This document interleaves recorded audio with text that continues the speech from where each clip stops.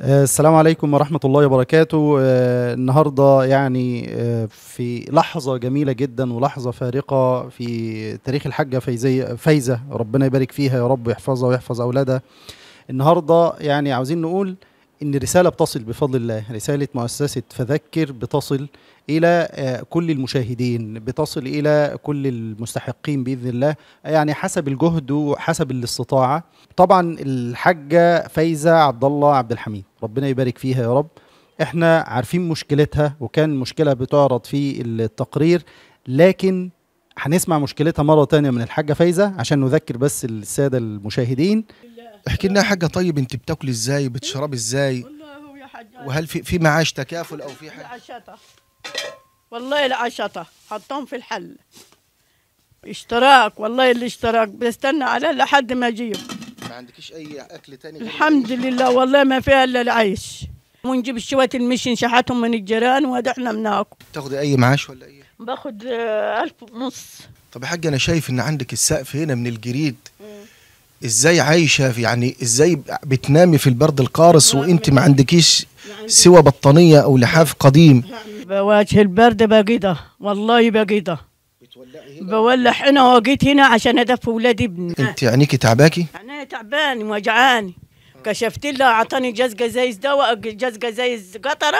طب والله ما قدر اجيبه، من كانوا ب 45 جنيه ما قدر اجيبه. تطلبي ايه من المشاهدين ومن اهل الفضل؟ والله يا حج اللي يشر من ايدكم يكفوا. ان عملت لي القطان ده لا ضروده من عند الله وحمد ورضا، انا اللي تجيبوه لي.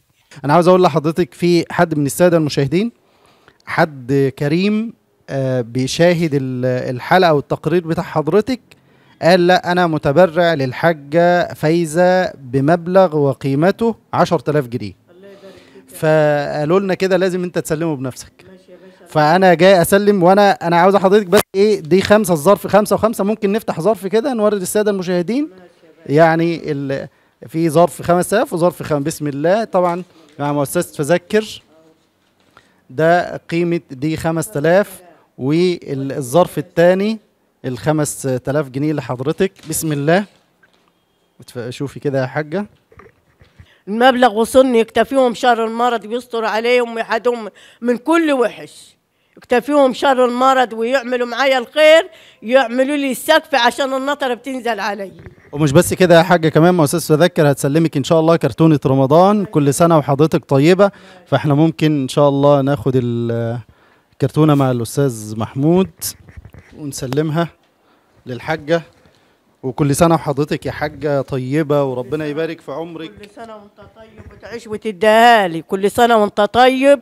وانا اجي لكم كل سنة هنا واقول لكم مبروك عليكم الرسالة اللي بتشيحها لنا، الرسالة اللي شيحتها لنا وعطتها لنا. يبارك لنا فيكم ويديكم الصحة والعافية. الله يبارك، وان شاء الله مش هنسيبك الا لما السقف يكتمل باذن الله، والسقف ثمنه 35,000 جنيه. فان شاء الله باذن الله ده مبلغ، وندعو ربنا للمتبرع. يبارك لكم يا رب ويديكم الصحة والعافية، وكل سنة وانتم طيبين، ورمضان يكون دخل عليكم بخير، ويكتفيكم شر المرض، يكتفيكم شر اللي ورا الباب، ويحنن عليكم ويرزقكم ويفتح لكم الباب انتوا واللي زيكم، واللي بيدي خير ربنا يديله خير. طبعا انا عاوز اقول لكم يا جماعة، يعني خيركم دايما بيصل بإذن الله إلى المستحقين. وانا يعني نزلت بنفسي عشان اسلم الامانه، لان دي في النهايه امانه للحاجه، وده والله ويشهد الله ان احنا مش بس من باب اظهار الانسان لان هي في النهايه انسانه كريمه، لكن والله هو من باب التوثيق ليس الا. واسال الله عز وجل ان يجعل ذلك في ميزان الحسنات، انه ولي ذلك والقادر عليه، وبارك الله في اصحاب الخير. لكن الحاجه محتاجه لسه بقيه السقف ان شاء الله باذن الله، بقيه ال 35,000. وربنا يبارك فيكم، كل سنه وحضراتكم طيبين.